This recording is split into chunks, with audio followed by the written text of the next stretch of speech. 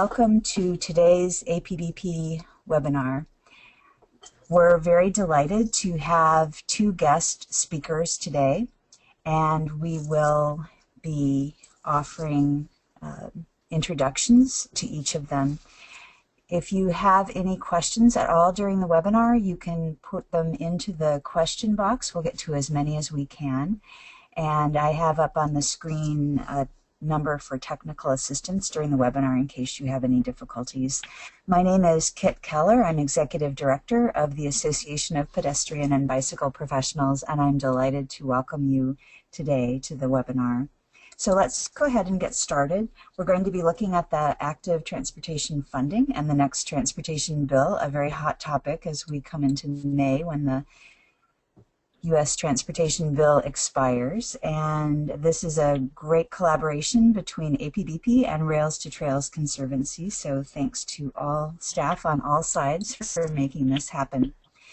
We will be opening registration for APBP's Professional Development Seminar, which is in St. Louis this year. We do this every other year in the odd years, and then participate in ProWalk, ProBike, ProPlace in the even years, and that's going to be in Vancouver in 2016, so mark your calendars for September. We have two presenters today. Celinda Lake is President of Lake Research Partners, and Kevin Mills is Senior Vice President of Policy at Rails-to-Trails Conservancy. And I'd like to share with you a few highlights about each of them, although I won't read their bios completely. Kevin has been doing amazing work at the Rails-to-Trails Conservancy for many years. He joined in 2006, and before that was at the Environmental Defense Fund, and he is co-chair of the Everybody Walk Collaborative as well as on the board of America Walks, and founded the Partnership for Active Transportation. So you can see that he is very active in this movement. And Celinda Lake is a prominent pollster and political strategist for Democrats and progressives. And after reading her bio, Celinda, I just want to sit and have a cup of coffee with you and learn more about what you've been doing with your work through so many different groups, and especially I'm intrigued by your work with Emily's List. Celinda has co-authored a book on what women really want, which examines the way women are changing the political landscape in America. So with that, we'll go ahead and get started, and I will transfer the slides over to Kevin Mills. So Kevin, I will be sharing that with you in just a moment. And you should be seeing an image that you have been made the presenter.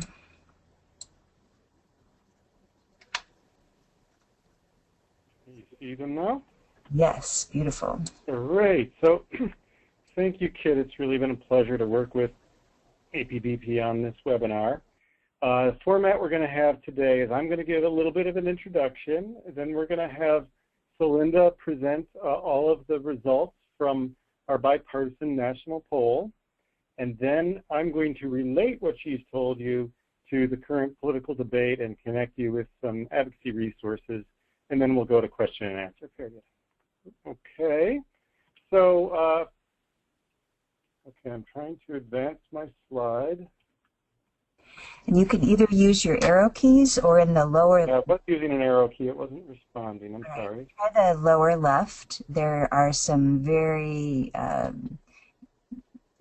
vague forward and backward arrows in the lower left of your screen. If you hover over them, they'll appear. Lower left. Click what? Okay, we got it. Perfect. Hey, so let's start with the purpose of the poll. So when we approached Celinda about doing this national poll, we came with a couple of purposes in mind. And first and foremost in our mind is that we wanted to demonstrate public support for a federal role in active transportation.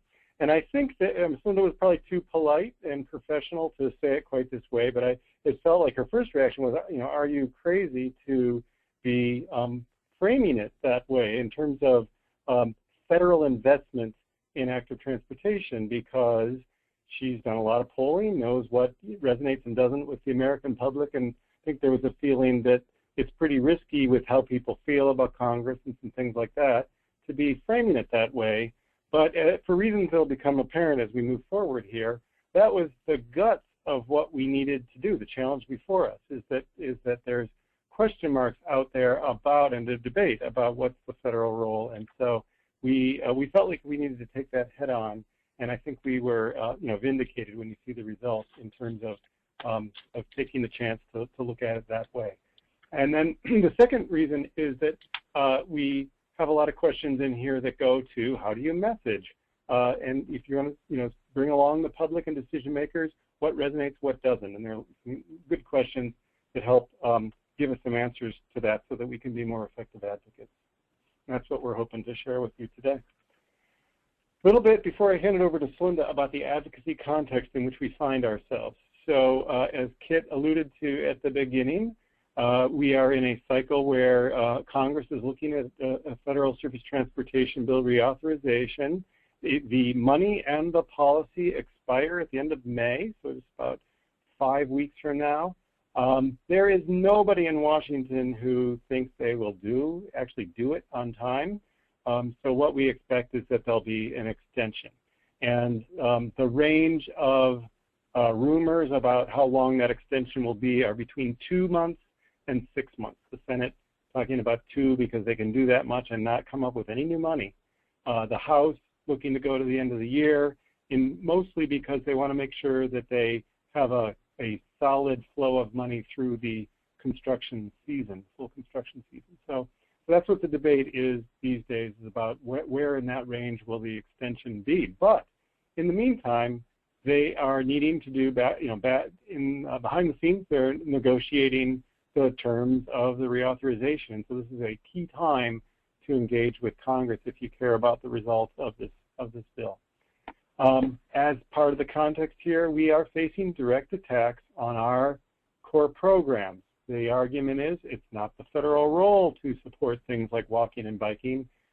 It might have been nice in time when we were flush with gas tax money, but now we can't afford it, and it's those things that are paying in, things that, the motor vehicles that pay gas taxes, it's a user fee, that's what we should be supporting. So this little pop-up here we've got is from a letter that went from 50 organizations to Capitol Hill, basically complaining that Washington is spending money on things that have nothing to do with roads, like bike paths and transit. And then they also go on to argue about completely unrelated projects like museums, which is very misleading because, as of MAP 21, spending money on transportation museums is no longer allowed, so that's misleading. And squirrel sanctuaries, which was a one-time thing that happened many years ago as a traffic safety measure. And so, it's pretty misleading here. But in any case, this is what we face. You've got lots of members of Congress kind of echoing these kinds of sentiments, and so it's our job to counter that. We do have a organizational sign-on letter about to send to Congress with over 200 groups to show that the support for these programs is deeper than the people who feel that they're negative. So we'll talk more about at the end about how we intend to preserve core programs and how all this great information from this poll is going to help us. So Linda. Well, thank you very much. And this is a very, very exciting poll to be part of. And we are so appreciative of being able to do this work, and did it also with a Republican polling firm, the Bellwether Research and Consulting. This was a poll done last fall, 1,000 likely voters. The error on the survey is plus or minus 3%. We were sure to have a poll, and I know some of you have submitted questions already on this, that was able to look at regions and able to look at urban, suburban, and rural. So I will share that with you. There are some differences, but not nearly what you would think. And in general, a strong commitment to at least keeping the program the way that it is right now, and in many cases expanding it. So our first contextual finding is that voters favor a federal role in funding walking and biking paths, and they don't want to decrease the amount of money being spent. Almost no one wants to decrease it. Almost no one thinks that too much is being spent now. And while there is a definite constituency for walking and biking paths, there is very broad support for this expenditure beyond that constituency. Messages around strong communities, safety for our kids, and health really resonate with the broader public. Over 40% of voters say they have too few paths in their communities. And not surprisingly, your attitude about whether or not there should be increased paths or you're about right correlates very strongly with how many paths you think you have now. So if you think that the number of paths is about right, then you tend to want to maintain the current funding. If you think the number of paths is too few, then you want to increase the funding. And people have a certain common sense logic about this, and also tend to believe, by the way, that this is doable. They just don't think it will be that much money. Almost no one wants to decrease spending or cut back on the number of paths. So if we look at the next slide, we ask the kind of core question, do we have too few, about the right amount, or too many walking and biking paths in our communities? And only 3% said too many. Now remember, the error on this survey is plus or minus 3%. So essentially no one said too many. 44% said too few. 47% said just about the right amount. Urban voters, 44% said too few. Suburban, 58% said too few. And in the rural areas, 38% said too few. Although in all three of those regions, where people are going, if they're not in too few, it's about right, not in we need to cut it back. The people who are most likely to think we have too few paths are voters in the West-South Central region, voters in the East-South Central, Democratic women, and strong Democrats. People who say most that they think there is about the right amount now are voters in the West-North Central region, weak Republicans, and Republican men. Again, nobody thinks, and in fact it's too small to even look at, nobody thinks we have too many paths, and nobody thinks we should cut the money we're spending. We looked more in depth at the funding, and we found that the bulk of voters overwhelmingly prefer maintaining or increasing the percentage of federal transportation dollars that support walking and biking over decreasing funding by nearly 4 to 1. More than 4 in 10 voters prefer to maintain the current structure, and then about a third would increase the current structure, and a fifth would decrease it. That said, however, people think the current structure spends significantly more on biking and walking than it actually does. So people would spend more money for public transportation and walking and biking trails, but in addition, they radically underestimate or overestimate how much money we're spending now, and tend to guess about 18 times on average what we're spending now. People like, honestly, a combination of transportation options, and they want the federal government to reflect that combination. They don't see any problem with the system now. They don't think that too much is being put in or the formulas that are being set up, and if anything, they want to increase it. They are willing to take their preferences to the voting booth. So voters are less likely to vote for a candidate who would eliminate funding for walking and biking paths and says that federal transportation dollars should only be used for highways and roads. And this was a very startling statistic for us, because we thought more and more people would be for at least decreasing the funds right now. As you'll see in a moment, nationwide, only 19% favor decreasing the funds. Republicans, Democrats, and independents agree we should basically keep it where it's at. The next slide breaks out some of these numbers for you. And notice that we used federal government. We were not trying to hide the ball or talk euphemistically. And overall, 31% said I would increase it. 43% said I would maintain or increase it, which is 74% total. 19% would be to decrease it, and 6% say I don't know what the current rate is. Even among Republicans, 60% say it should be maintained, so about twice the public overall, or increased. They do tend to be slightly more for maintaining than increasing, but basically, even again, among Republicans, only 30% say, I want to decrease the amount of money. There are some differences by region, but again, not as great as you would think. And so in urban areas, people want to increase it at 33%, maintain it at 43%. So very similar to our national numbers. In suburban area, people want to 26% want to increase it, 40% want to maintain it, 25% want to decrease it. And frankly, probably in the number we were most surprised at, in rural America, 22% said they would like to increase it, 48% said they would like to keep it the same, and another 21% say, well, I'd like to reduce it. So the region that actually most wants to reduce is suburbia, not rural America, because rural America tends to think there aren't enough in rural America now.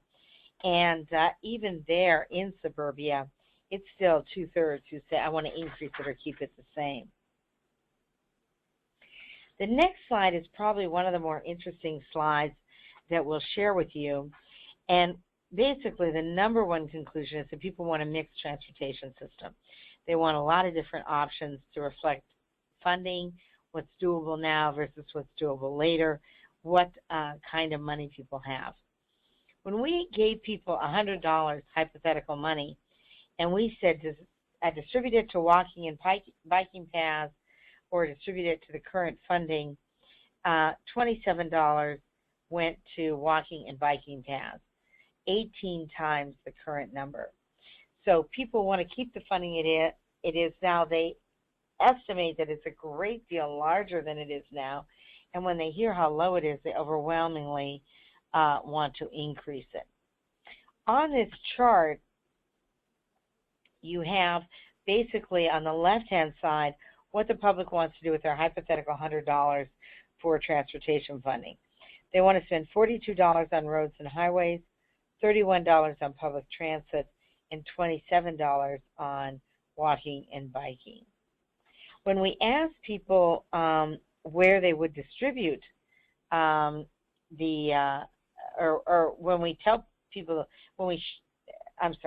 we asked people what they would distribute it to, we also had, obviously, we know, and as people on this call know, what the actual funding is, and far from the $27 that people want to spend on walking and biking, it's $1.50. So people are 18 times more likely and want to spend 18 times more money on bikes and rails than they are doing right now. We looked at some core constituencies that will be really contested territory in the 2016 election. Moms, Republican women, college-educated women. In all cases, the findings were the same. There is some variation overall level, but the patterns are very similar, with maintain, far outpacing decrease, that people, that 2/3 plus want to maintain or increase the funding. Now, we all know that there are lots of policies that people support, but that often what happens is the support is shallow. It's shallow because people would really do both rather than choose. Shallow because people really aren't very good at what these budgets are, as we've seen already, drastically underestimating what we spend today on bikes and walking paths. So whether or not you'd vote for a candidate who would fund only highways and eliminate walks and cycling, 43% volunteered immediately. I would be less likely to vote for that person.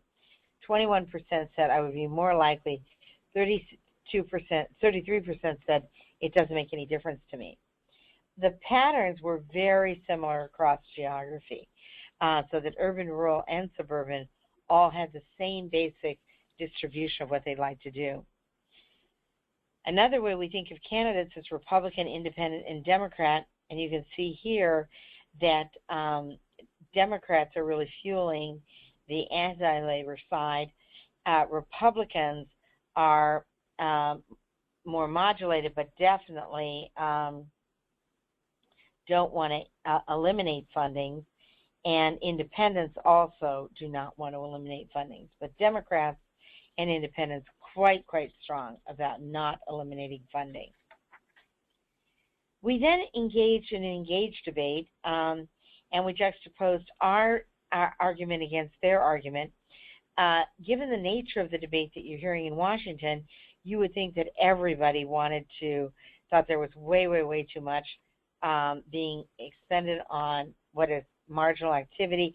We can't afford it. We've got to spend it on more essential infrastructure, etc.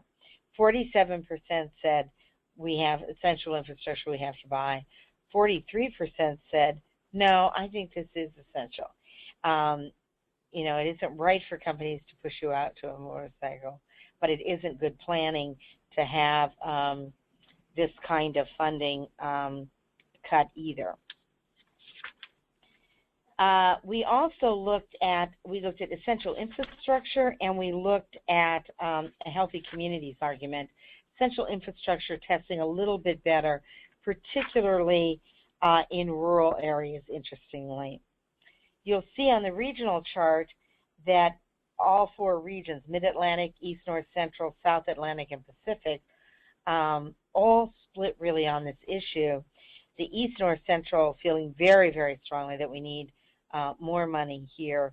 The more cost-sensitive regions, the Mid-Atlantic and the Pacific, but still seeing people fairly divided on the issue. Healthy communities, as we said, people divided still. Even when we throw up, we can't afford it at this time.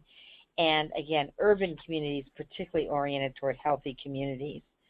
But the general point here is, whether we're engaging, whatever region we're looking at, people basically want to increase this funding or keep it the same.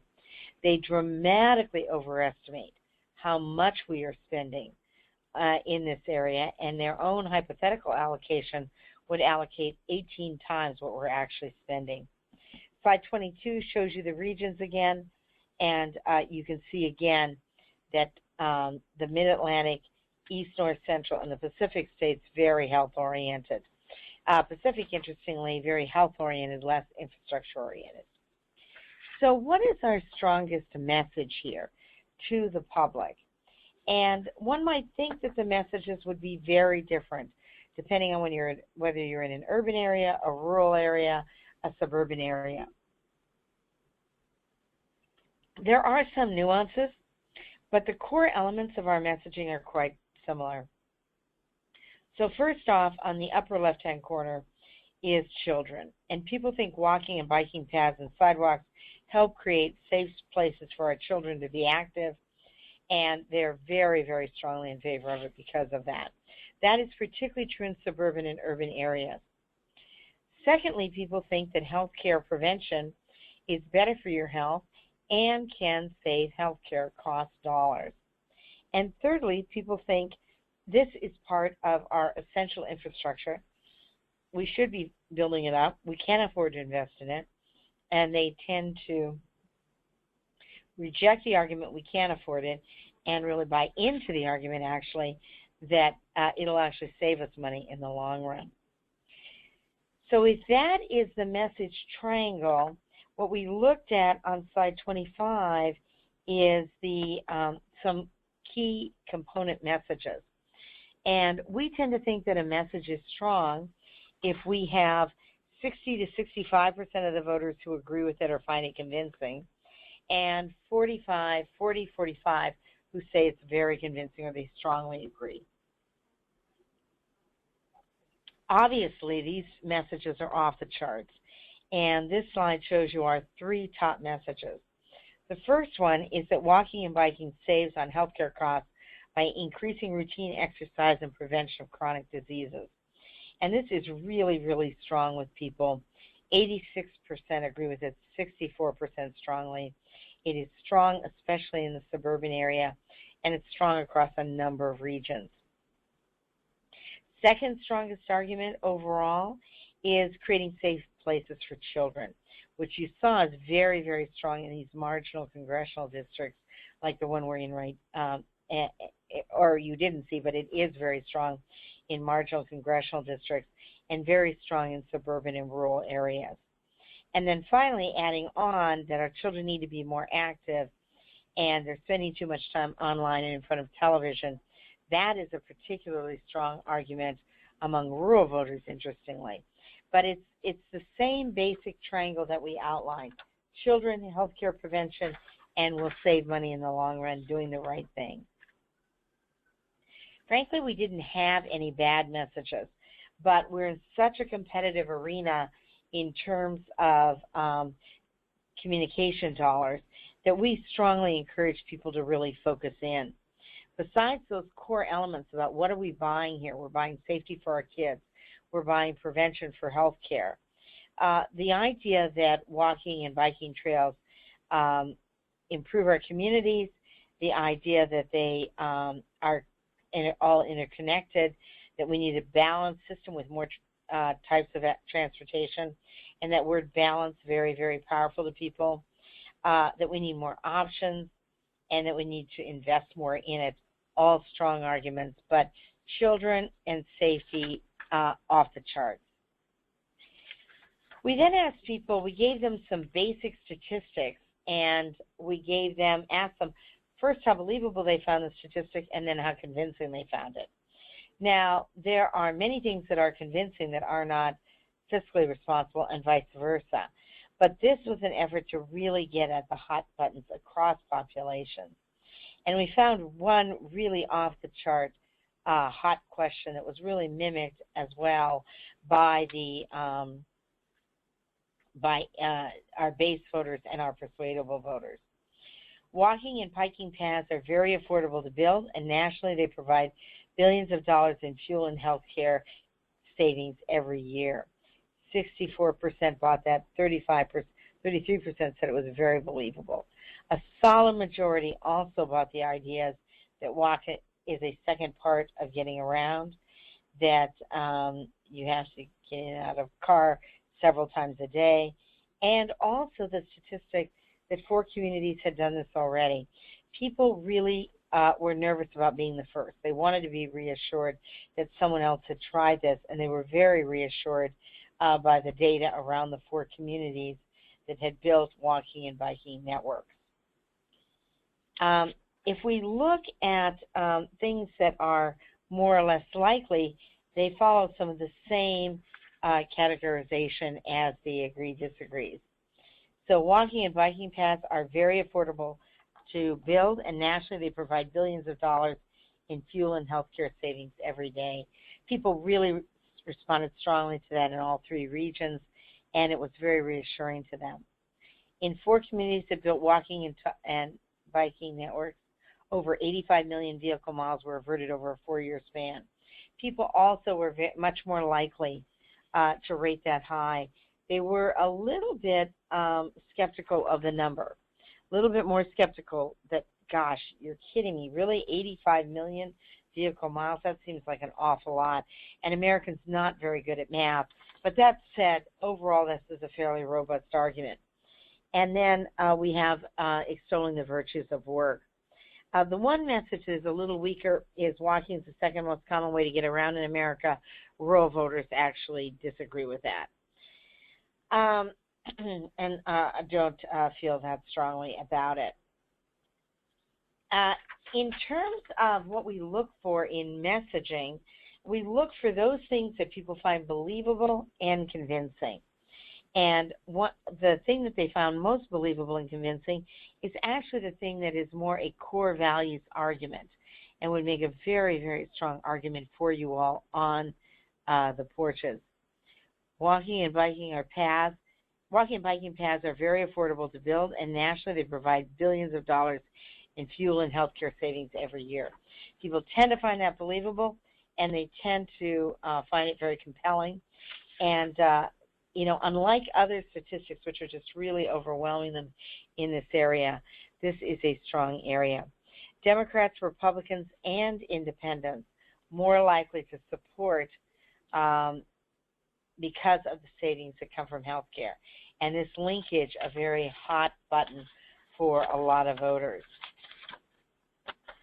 And I believe, unless my pages are stuck, yep, that is the end of our quick and dirty summary. Glad to take questions, glad to be part of your team. And what I would just remember is there are a lot of sleeper issues out there and a lot of sleeper voters. And connecting the issue and the voter is one of the things that we do best. And this is a very, very popular area for spending money. It is an area where people underestimate what we spend. And it is an area where, once again, conventional wisdom is completely wrong, plus or minus 5%. But even in rural areas and areas we would not expect this to be as popular as it is, it's quite strong. So, Kevin, let me turn it back to you. And Kevin, this is it. If I could just interrupt for just a moment to say thank you to Celinda and to launch a poll. We actually like to poll as well, and we have a poll that we would like you to take a moment to respond to. All of you out in webinar land, how many people are attending the webinar at your site today? So if you'll go ahead and respond, that would be helpful. We'd like to get at least an 80% response rate, so please do hit that button. The sooner you do, the sooner we can close the poll and get on to Kevin. So we're just over 60 now, and it's coming along. Great. Now it's over 70. Good job. Bring it home now. Just a couple more. One more. If you're thinking, push the button.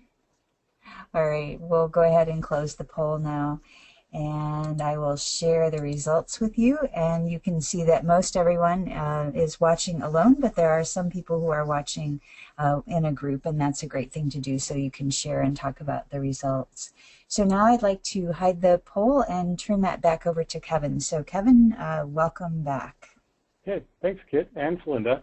So I just want to begin here by talking about how we've been using these poll results in our federal advocacy. And you'll see me reiterating some of the points Celinda made, but just so you understand which question I'm referring to.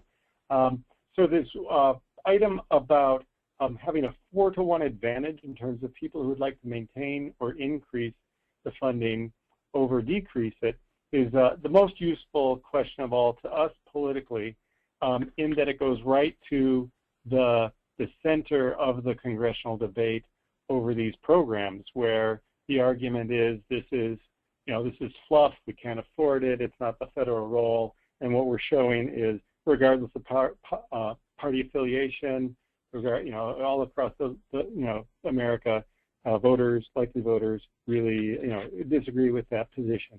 And you'll see when I get to the end, show you where our poll summary information lies online. We do have a 2-page leave behind that we created that uses the kind of graphics you're going to see in this poll. So in these slides. So the second item is this one about the hypothetical $100 and how would you spend it. That's a very provocative result, and the 18 times what is actually used. I was very eager to use this question. It's one that we asked back in 2007 in a national poll as well, and it makes for a very tempting headline, right? 18 times as much, and it's a true answer to an open-ended question. It's very impressive. But one thing I've learned from talking to Celinda in the wake of doing this work is that in the context of the whole poll, we got to be careful not to overplay our hand in terms of how we use this question and to be too literal about it. It definitely represents a desire on the part of the public for balanced investment in active transportation choice, in transportation choices, and including active transportation. But once we told people what the current levels of funding are, there were few that, I mean, you saw more of a mix of response, and a fair number of people saying let's maintain it wherever it is, and so on. So it was definitely affected by the open-ended nature of the thing. So again, a good question, one we definitely use in our advocacy, but one which we want to be careful not to overplay our hand. Oh, and by the way, as compared to 2007, we had very similar results back then, but there was $10 more given to transit 7 years previously, and that $10 that came out of the transit pot in this poll went $5 to biking and walking and $5 to roads. So it's still coming out 1.5 times what is reality for transit, but you saw that kind of reorientation of some of the money in other directions during in that 7-year period, including more money to bike ped. The message triangle that Celinda talked about is super important as we think about how we be most effective as possible as advocates, and so we've definitely taken that to heart as we think about how we frame things. But it's also valuable to remember that all the messages were positive, and that it depends on your audience, right? This was measuring likely American voters. You may have more specialized audiences, like the decision makers who are steeped in transportation or what have you, for which maybe you can get away with some of these other arguments, like it's a great talent magnet and things like that. But this is what resonates for the public, and it's important to hone our messages accordingly. Fourth and finally, in terms of using the results, I wanted to go back to this question that Celinda posed about whether people thought they had the right amount of paths in their community or not enough, and almost nobody thinking they had too many, right? I think that when you do advocacy, it's, we can take that message to heart, that when you say, well, no, we still have some needs to fulfill, look forward to what else you need, is going to be really powerful in advocacy. And so the answer to right amount is you want to be approaching decision makers and making clear to them what more you need, right? And so these graphics I have here, one is a sidewalk gap analysis in Washington, D.C., showing, well, yeah, there are a lot of sidewalks. It's a very walkable city, but here's what else we need to do it right. And the one on the right is Cleveland, Ohio, where they had a spine and loop trail network in the making, but they had some gaps to fill in it. And this is a way of saying, here's what we got, here's what we need. When we have this all, every single resident of the community is going to be within a 10-minute bike ride of this trail system that'll take them to all employment and activity centers, right? So having a vision like that is going to be really powerful in your advocacy, both locally and federally. So just a little note here on what it is that we're asking for of Congress in this round. I'm showing you a little picture of our Safe Routes to Everywhere federal policy platform from the Partnership for Active Transportation that we convene, and working with health groups and economic development groups and others. And Transportation Alternatives Program is that core program that has Safe Routes to School, what used to be called Transportation Enhancements, and the Recreational Trails Program. So our 3 core programs all together, about 1.5% of the bill. We think that should be grown if the bill grows. We think that there are some things that were done to kind of undercut the program and allow states to kind of get out of the program, that we want to flip back and make sure that there's integrity to this, and that as much as possible these are funds dedicated to these important purposes. We also think it's really important to look forward to a future in which we focus not just on individual paths or individual sidewalks or individual bike lanes, but that we think about active transportation systems or networks, that we want to connect all the pieces into a coherent whole that gets people from where they are to where they need to go. And we have a proposal out there to use low interest loans to make those more accessible to smaller projects, and use that to provide a new way to have focused investment in building these networks. So here's some of the resources I think you could tap into. One, we have the poll results at rails-to-trails.org/poll. We have our Making the Case material on the policy portal of the Rails-to-Trails website. We got the policy platform also in the resource section of the Rails-to-Trails site, but I would draw your attention to the Partnership for Active Transportation site as an important coalition to familiarize yourself with. And then I want to show you a little deeper what we have for what we call our trade site. This is also a portal from our policy section of our website, where we have all of the information we've collected over many, many years about transportation enhancements and transportation alternatives. And one of the key features of that is that we are able to drill into community-level data. So you see up in the left the URL for this section, but you can also get to it from the policy website and looking at local data link there on the front page. But you can also see there on the menu bar, we've got a lot of basics about the Transportation Alternatives Program, state profiles, stories, and so on. But here I just want to drill in on some of that community data. So you can just plug in a place. In this case, we're talking about Altoona, but whatever place you're from, hit go, and you can find all sorts of information, ped and bike fatalities, county health data, bike infrastructure, and so on. But the one we're going to drill into here today is federally funded projects by congressional district. And so you can drill in, see your congressional district, and then if you click on that map, you'll get a choice of it'll be three links to the project list we've built over 20 years of running a clearinghouse on transportation enhancements and how continuing to collect from all the state DOTs how they've spent every penny of the Transportation Alternatives Program. So we have that, the first link, Transportation Enhancements and Alternatives Project. There's also recreational trails project information and safe routes to school project information. And if you drill into the TAP-TE program list, you get something like this. This is only one of 4 pages showing every project that's been funded by those programs over their life, over more than 20-year lifespan of those programs. And so I just want to say that when we go into a congressional office and show them this project list, it almost doesn't matter what their philosophical leanings are. They say, oh, I know about that, and I know about that, because it's anchored in their community and shows what the importance of these programs have been to their community. So with that, I'm ready for questions, and Linda is too, I'm sure.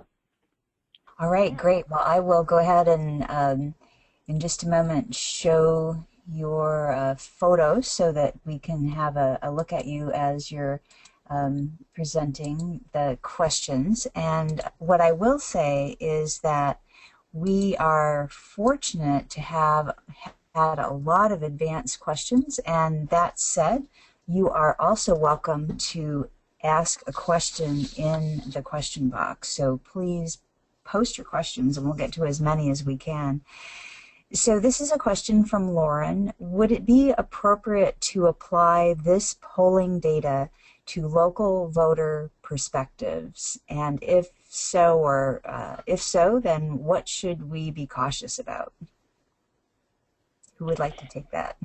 Well, I think you have to be cautious about it, period. And so it would depend on what you want to provide. And it would depend on whether you're in an urban, suburban, or rural area, which data you would be, in what region you were in, what data you would be applying. But in general, I think the messages were remarkably similar across regions, across subgroups. If I were in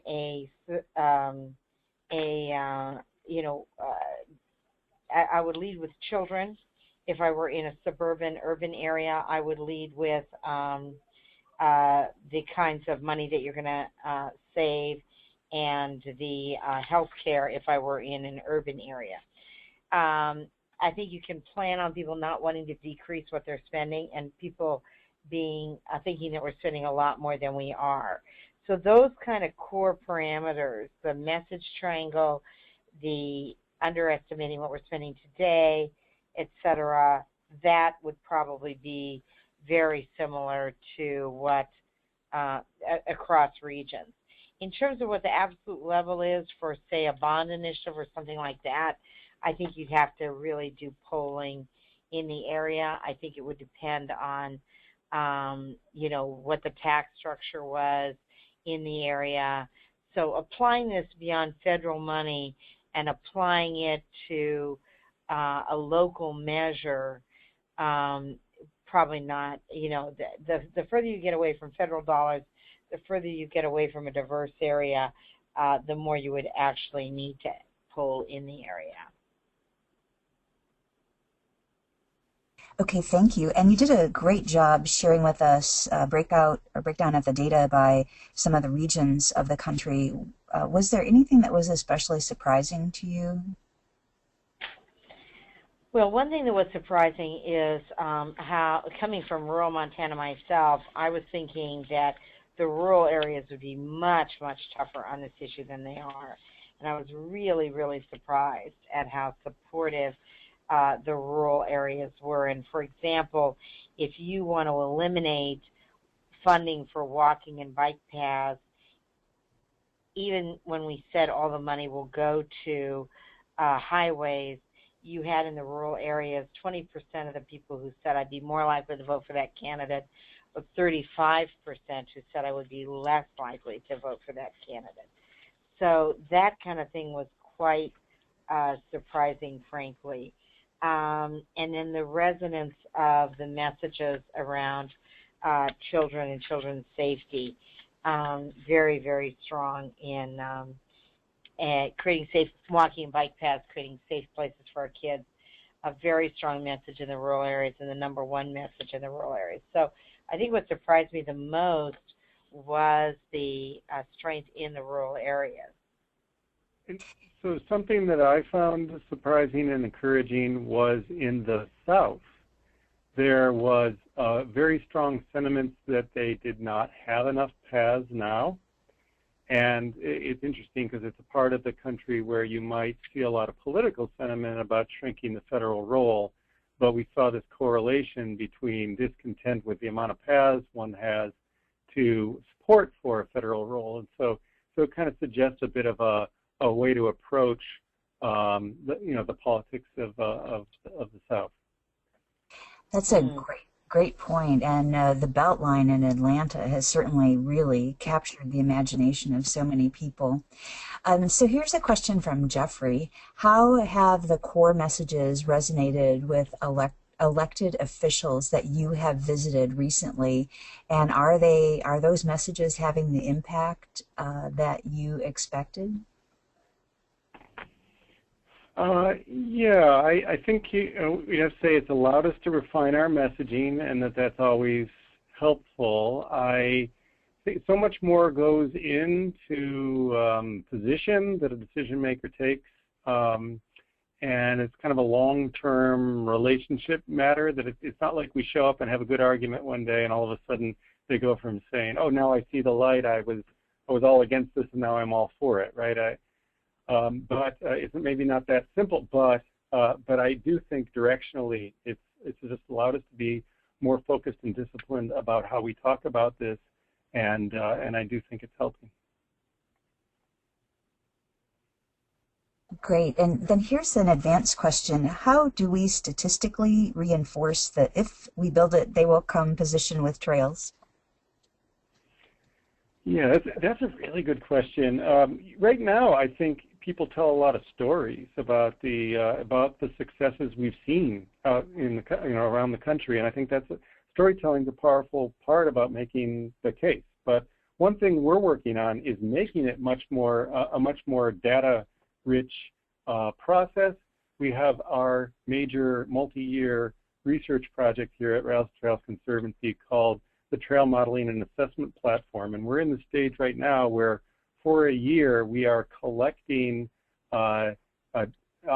real-time, round-the-clock data on doing trail counts in every climactic region of the country, and basically creating this massive database that will allow us to accurately project what demand will be on trails.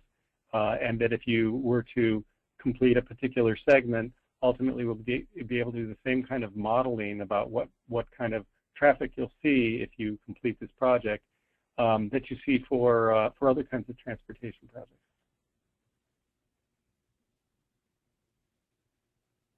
Okay, great. Another advanced question. has to do with allies. Who are some of our more non-traditional allies, and how can we most effectively approach them at the local level? Kevin, you've been doing such good work in that area. What's your advice? Yeah, well, one thing I think is really important in the local context is economic development. We've looked at how trails relate to economic development in different communities, and they're important in communities of all sorts and sizes, but in a different way, right? So you're in Washington, D.C., the Capitol Crescent Trail, over 1 million users a year, used heavily for commuting. Both commercial and residential real estate around the trail is, worth more, and those shops are more successful, right? But you go to a place like Cumberland, Maryland, rural, and it was a coal town that had been hurting for many decades, and the trail goes through there, and all of a sudden they're revitalizing around the trail, and they really can call themselves a trail town and have it as really a central part of their identity and their economic engine. And so we really wanted to pick up on that and start working with local chambers of commerce. We're working nationally with real estate developers who see smart growth as good business. So I think that's a really powerful area. We're also working much more with the public health sector, and really taking advantage of our common interest in getting people more physically active. And so basically in the Everybody Walk Collaborative, for instance, working with those groups on not just walking rates, but also the walkability of communities. So that's been really powerful. But you mentioned local, and that's where some of this division we see and partisanship we see at the federal level, we really don't see at the local level. And so local elected officials are really powerful voices for this, usually regardless of their ideological stripes, because they're responsible for delivering on so many things for their communities, the health, the mobility, the quality of life, just on and on and on. And this is a winner from all those perspectives. And so it's rare that you have a local elected official that doesn't see this as a big plus. And I think that's going to be really important for us at every level, from local to state to federal. That's a great answer, Kevin. And I wanted to mention, if you all in the audience haven't heard of this, the Transportation Research Board hosted a very intriguing conference earlier this month called Moving Active Transportation to Higher Ground, Opportunities for Accelerating the Assessment of Health Impacts. And it was sponsored by a number of TRB committees, and looked at some of the new models that metropolitan planning organizations are applying to make these assessments about the cost savings, which I thought was one of the most interesting and surprising and encouraging aspects of the poll. So Kevin or Celinda, do you have any closing comments that you would like to make? We've got about 3 minutes left. We can certainly take a few more questions, but I also want to make sure that you have an opportunity to wrap up if you had any further comments. Celinda or Kevin? I'm content to just answer whatever questions people have. Okay, terrific. So another question that was asked was this data done through a population? I'll read the question. Is sample, pardon me, is sample representative of legislative districts rather than population?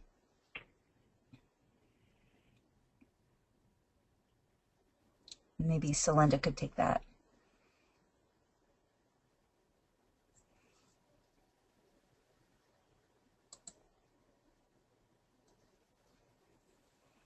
Hello? Yeah. Yes, Celinda. Sorry, I got knocked out of the call for some reason. I apologize. Okay. I'm sorry, Kevin, if I was interrupting you answering something.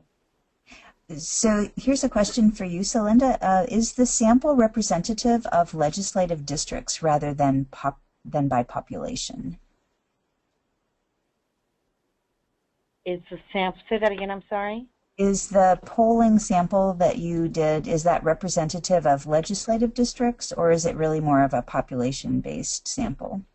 Well, neither really. It's a national sample of likely 2016 voters, and so it would be representative of the entire nation of likely registered voters, and that means it would be representative of every state legislative district in the nation. But of course, we don't have somebody in every single district. But so it's the way to think about it is it's a nationwide representative sample, not a population, but of likely registered voters. Okay, thank you.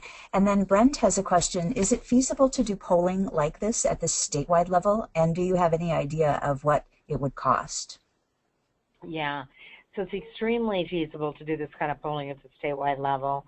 And the cost of the poll depends on how many people you're interviewing and how long the survey is.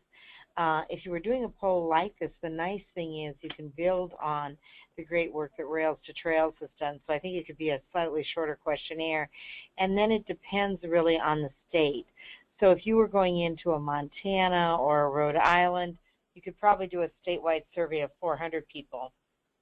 If you're going into California, then it probably needs to be more like 600 people. So it depends on the length of the survey, and it depends on the amount of time, the number of people that you interview, but we'd be glad to talk about it. We could get you prices for anything, and if people want to email us or whatever, or go through Kevin, but we'd be delighted to talk with people about that.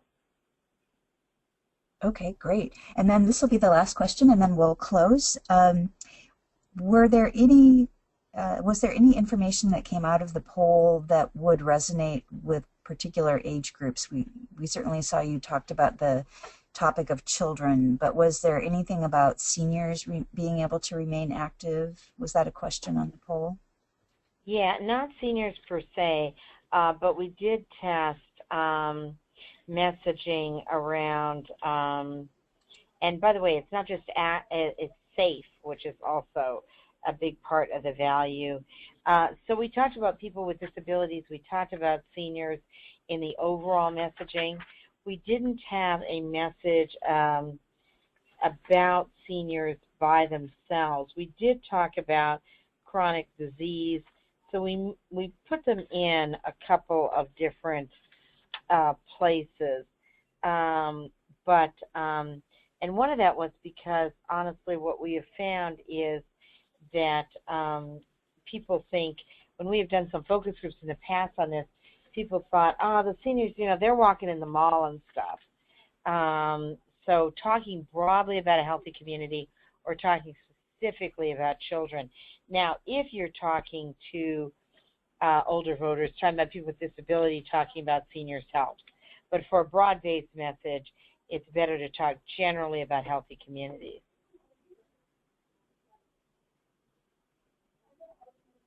All right, wonderful. Thank you again. This is a fascinating webinar. We appreciate the time that you took to do the poll and to share the results with us. Thank you, Celinda Lake. Thank you, Kevin Mills.